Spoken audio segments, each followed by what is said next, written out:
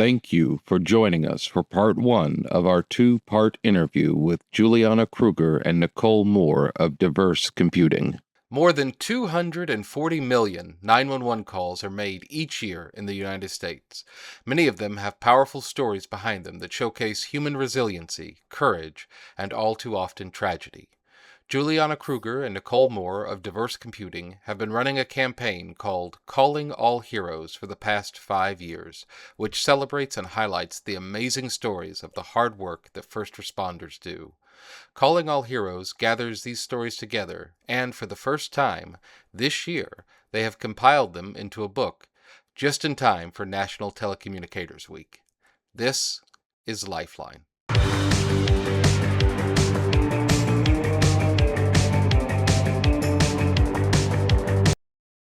He wasn't alone.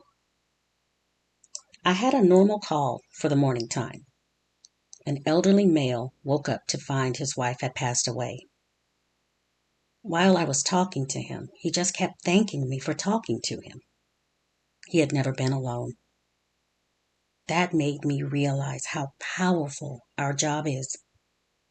I wasn't there, but just my voice made him feel like I was. You hear all the time, words have power, but you don't realize it until it's your career. Our words are powerful, and they are our presence. I will never take for granted the blessing it is to be able to do this job. Caitlin Hike, Sumner County Emergency Communications Center, Tennessee. Welcome back, and thank you for joining us on another episode of LifeLine 911 with your host, Erica. Hello. I'm your co-host, Gary, and today we are pleased to be joined by Juliana Krueger and Nichole Moore. We thank you very much for coming on and discussing the book you guys have been working on, and we're excited to hear about it. I've had a chance to read a few stories, and I think Erica's really been digging into it. Yeah. Thank you for having us. Yes, thank you. So the book is generally a compilation of very short 1 to 2 page stories that the dispatchers, 911 operators have experienced in their careers, right? That's right. And we celebrated our 5th year of the Calling All Heroes campaign last year during TC Week, as I am now learned to call it. And we really changed up our approach to how we celebrated that week as far as the campaign is concerned.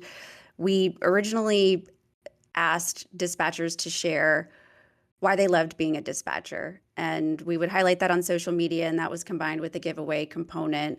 But in our 5th year, we decided to change the question. And instead of asking why they love being a telecommunicator or a dispatcher, we said, tell us about a call that changed your life. And the outcome of that was really what prompted us to make the book, because we received over 100 stories in the first day of TC Week. And we ended up with over 200 stories from 38 states, and that was all collected within a single week's time span. So it was wild, absolutely wild. So we looked at that and we said, we've got to do something with this. We've got to put this somewhere where folks can read it, where it can be shared. And ultimately, that was what prompted us to create the book. Awesome. I think it's wonderful that you compiled all those into a tactile story that you can read, because, 911 centers can get a copy of that and share that with the new hires or even the old fogies like Erica and I, to kind of keep in mind what we're there for, why we do this job to help other people, because there's a real mix of stories. Not all of them are happy, unfortunately, just as in real life. Yeah, and I would say it really was by design. We wanted the book to reflect the reality of the profession, and all of calls can be heavy, calls can be uplifting, and that's an important component, but we wanted to make sure that the book was true to what the work is. And so we felt an obligation to include not just the uplifting, and those are really great, but to also include the ones that are more on the heavy side. And I'm really glad to hear you highlight, that it should be shared and read by others. What we ended up doing and how we ended up funding the first run of the physical printed book, which is, I love a good physical book. I love audio and I love digital, but give me a physical book any day. So in order to fund the creation of the book, which Juliana just proudly displayed, I've got mine here too and strategically placed behind me. So we ended up using our advertising budget to produce it as a giveaway for one of our larger national professional conferences.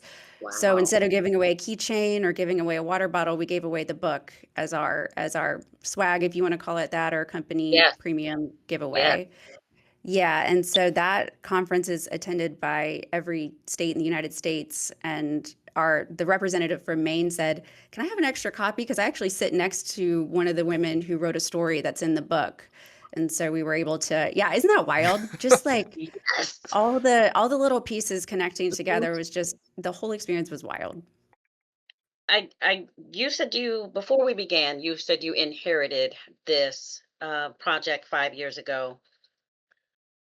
And I'll get to you because I'm going to have the same question for you, Juliana, because I think you probably were involved a little before that. When you inherited, I know you said it kind of was it was an over there project. Yeah. Once you got involved, I would be curious to know what impact it had on you. Like when you started reading these stories, and when did it become not just a project, but something that you really begin to feel for? Yeah, so when I say inherited, but when I took over the campaign and we started doing the stories and then they started coming in, normally Juliana does the lion's share of the work reviewing and deciding what content to share on social media. And I remember her saying, I think we're onto something here. We've got over 100 stories in day one. I said, send them to me. Let me start looking them over. And just the writing was so great. I was so impressed with how well these individuals could articulate the calls. And it really does make you tear up reading them. And I'll be honest, when we were putting the book together, I really wanted to curate the order of the stories, and we named them all so that they just had a little bit more meaning as you went from each one to each one. And it was a dark place for about a week as I had them all laid out in my kitchen, and I had printed pieces of paper moving things to decide the order. And it really did give me an understanding of what these call takers go through call to call. And I touched on that a little bit in the introductory portion. That's the only non-story portion of the book, but it really made me understand the weight truly and the things I didn't think about what this profession requires and the type of individuals who take that on day in and day out. Yeah. Well said. What about you, Juliana? And I guess, since you were doing the social media, because that's kind of over there also until, I don't know, what was your aha moment? Or I guess if that's the right way to put it, I don't want to make too light of it.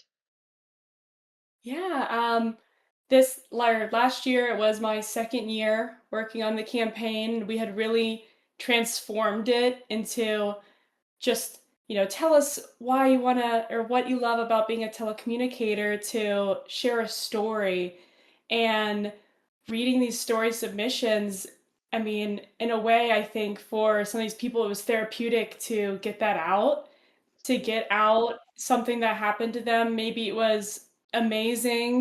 We heard stories of deliveries of babies over a 911 call, to people, they're on the phone with someone and they've lost a loved one, something that they're going through, and just, in a way, I kind of felt honored that I got to read all these stories that these people submitted. And, we need to preserve these. They need to be somewhere where they can be read by others and, educating to the general public about the kind of things that dispatchers go through all the time. I mean, I'll be honest, before I got into this profession, I I didn't know much about what dispatchers go through all the time. And I truly learned, just how vitally important dispatchers are and the work that they do. They really are the first responders.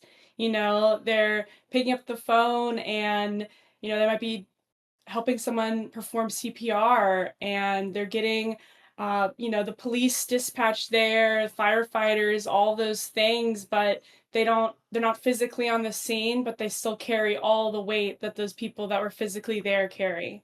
So I think, my why and something that's just so important for me doing this campaign is hoping that I can help dispatchers feel valued and appreciated for everything that they do, even if it's just me, sharing their stories and things like that. I just hope that, it resonates with someone about how much we truly care and how thankful we are that they chose to share their story with us. So, I love that. I love that. One thing that I noticed, or what I guess I kind of started to feel as I was reading this and having my interactions with you and the introductory call that we did, um, it becomes more than just a, I'm struggling on how to say it, but when a company, it supports what we do, right? It would be easy to think that this is a selling point or a marketing tool, but I found, and I believe some of my peers would agree, over time you begin to realize it's bigger than that, right? You guys have a genuine respect and admiration for the job, for the profession that you help to support. And for me, honestly, I had not heard of diverse computing before. And I know that there are many companies out there that do a version of what you do. But this really brought home to me that you guys, that there are people inside of that company that care about this profession. It is more than just, we're more than users. Absolutely, absolutely. And thank you for saying that. I very much appreciate that for the company and just personally. It is ingrained in our culture and everything that we do. Our HR director was excited about us coming out with the book because we can use it as a tool to help our new employees understand what it is that we're providing. We're not providing a website that you log into when it's convenient. This is mission critical software. And as a company, we are concerned with the technology. It has to be great, it has to perform, it has to look nice, but it's not just ones and zeros. There's the human element as well, and we have to understand the intensity with which the timeliness, the accuracy of the data that has to be there when they need it, and that has to be ingrained as we build our products because that's how we make them user friendly and helpful in those critical moments. And it's not just something that we say to say. And I think that's really important about this book too, and something that was really more of my why is DCI doesn't just say what we do. We don't just put words out. We back it up and we try to make our actions day in and day out reflect the things that we say. And I couldn't be more prouder than anything than this book and what it represents. Well said. I got that from this. This was put together with care. It pulls you in, and I can just imagine if people didn't know about it before, they will find out because I fully intend to ask for a copy for our center. This is mine. I refuse to share it. No, that's not true. But we have a bookshelf. We have a Absolutely. bookshelf, little library bookshelf on the floor filled with all kinds of things from, self-help for 911 to romance novels and all the things to pass the time. But I can easily see this being on that bookshelf, and it's there for people to read and put back, read and put back. Now, this one, I don't know. I may be coming to you again, going, somebody jacked the copy, and I we think don't we know can where it went. share another. Yeah, Yeah, I think I can get one out to you today. I'm happy to do that. I think that it would be amazing, especially in time for RTC week, because we glam up the place, and this would be amazing to have on the floor. And I can easily see pulling out a few stories for our new hires, like, okay, this is what you're really getting into, the good, the bad, the uplifting, but this is because we can explain all day. I can say words all day to explain what the job is. But when they know that you might actually find yourself in a situation that belongs in a book like this, I believe that carries more weight. That sense of pride begins to be, we start to foster that sense of pride in the work ahead of time. Wrong, Dover.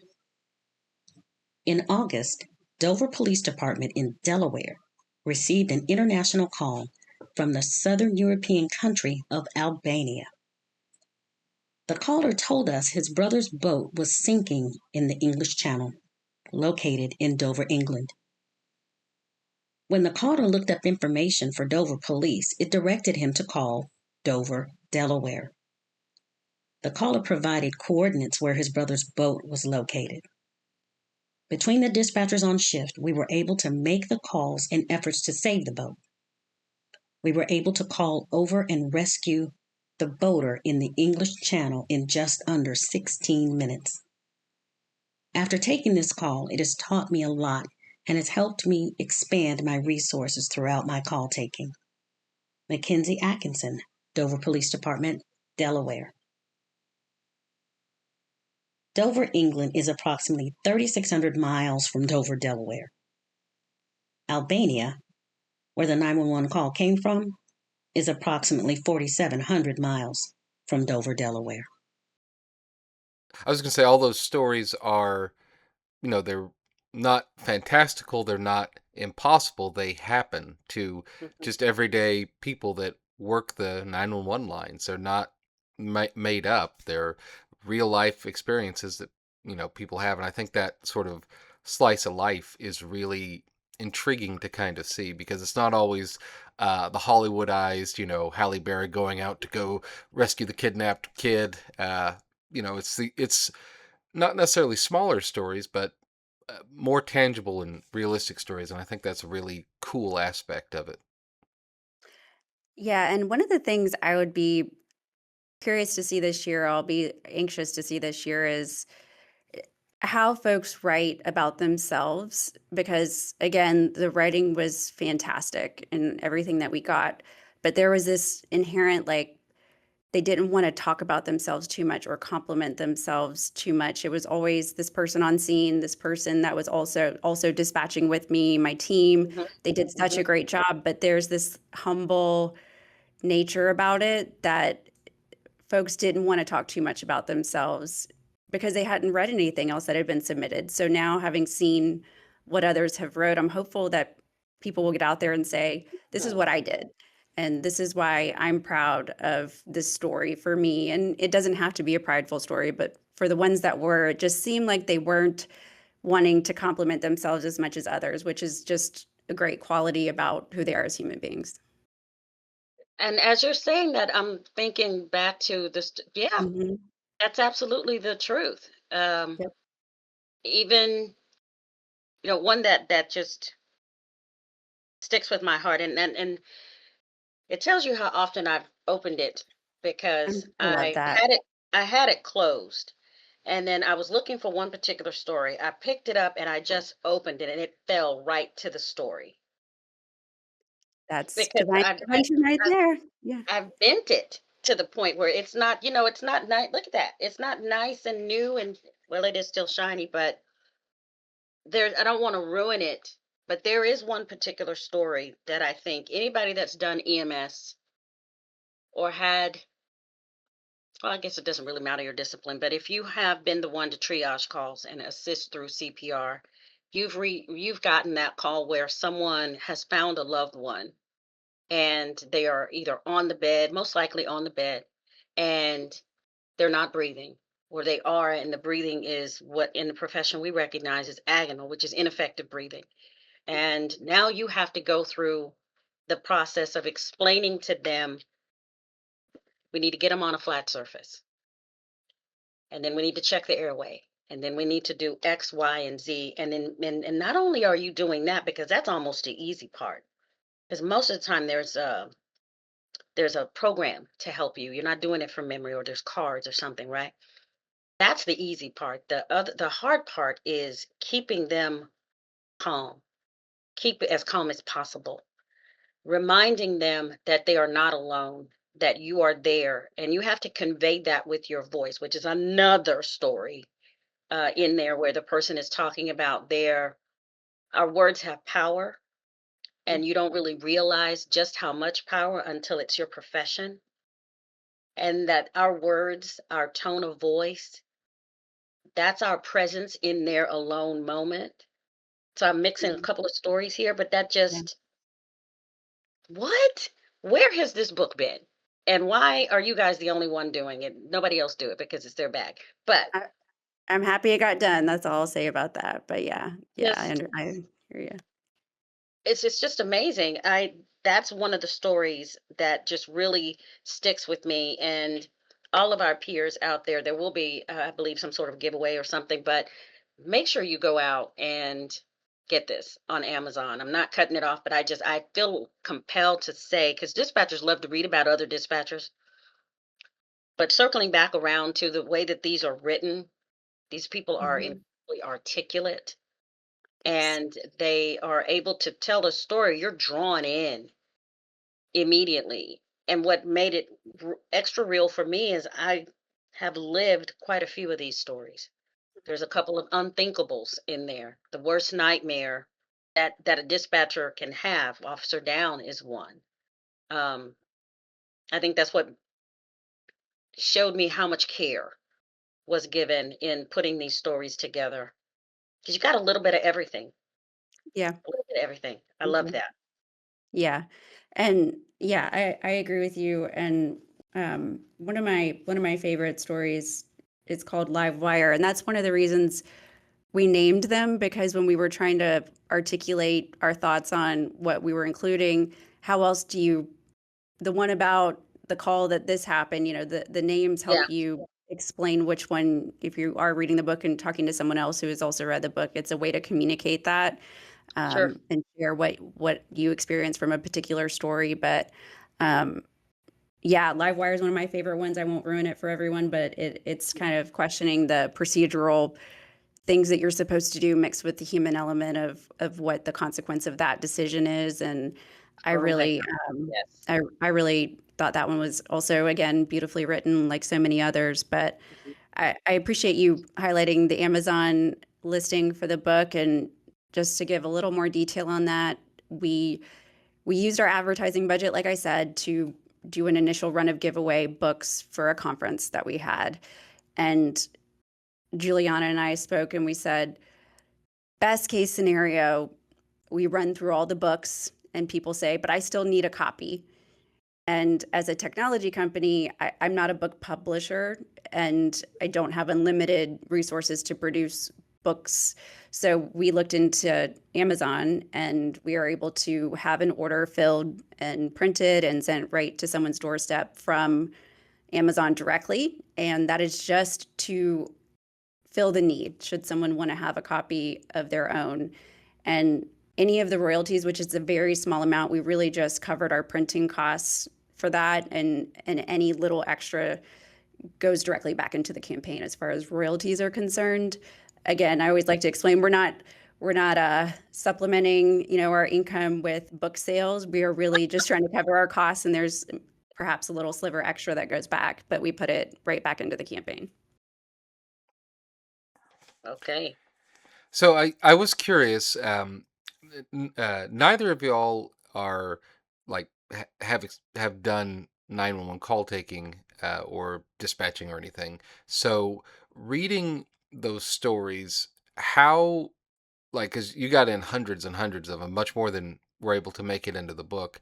How did that make you to feel in terms of, I don't know, were overall, do you feel better about humanity, worse about humanity? Do you like how, and like, do you appreciate, like, I guess, like, what was the overall feelings that you got? Because a lot of those are really traumatic in a lot of ways to read and to think about, and it can really stay with you. And I think those of us that have been doing the job a long time, we've either developed safety mechanisms or coping mechanisms, or we're just so screwed up in the head that it doesn't really affect us anymore. But What I about like, Gary? for normal people like you two, like how did that kind of affect you? Juliana? I mean, some of the story they brought me to tears. I could never imagine being in that situation or answering the phone to hear about someone going through that situation, and just the strength it takes to be a dispatcher. I applaud all of them and both of you for 20 years, Erica, and what you said, 17, 18 years for you, Gary. And it's incredible and it's so necessary. And I mean, just there, some of those stories were so heartbreaking. And like I said, I've not never been in public safety. I'm just, a civilian. So, hearing those kinds of stories, it just truly shows like what y'all go through. And I feel honored that I was able to read them. And I definitely want to hear Nichole, her perspective as well. No, I love that.